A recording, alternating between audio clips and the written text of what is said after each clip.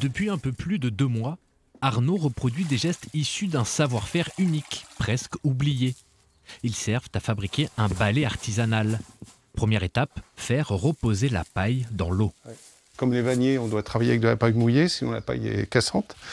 Et puis on met de la calosse pour faire l'âme du balai. Ce qu'on appelle l'âme du balai, c'est le haut du balai pour qu'il soit renforcé et qu'il balaie mieux, qu'il ait de la dureté. Ensuite, la matière première passe dans cette machine appelée une monteuse.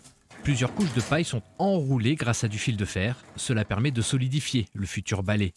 C'est d'ailleurs grâce à cette machine qu'Arnaud et son épouse Marie-Laure se sont lancés dans cette aventure. En cherchant sur Internet plein de choses, on est tombé sur une machine un peu identique à ça qui était aux États-Unis. Et je me dit tiens, c'est rigolo comme machine, c'était une vieille machine et qui fonctionnait encore.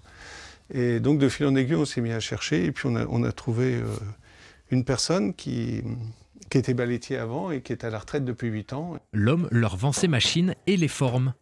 Il ne reste alors plus qu'à trouver de la paille pour relancer cette activité tombée petit à petit dans l'oubli. D'ici quelques mois, les artisans auront leur propre production grâce à Eric, un agriculteur qui va les aider à faire pousser les graines de sorgho. Il faut un semoir à betterave avec une distance entre les rangs de 45 cm. La graine est toute petite et correspond à la taille d'une graine de betterave.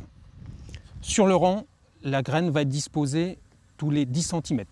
Aujourd'hui, de nombreux magasins ont passé commande auprès d'Arnaud et Marie-Laure. Un succès rapide qu'ils n'attendaient pas. Leurs balais vont même s'exporter jusqu'à New York.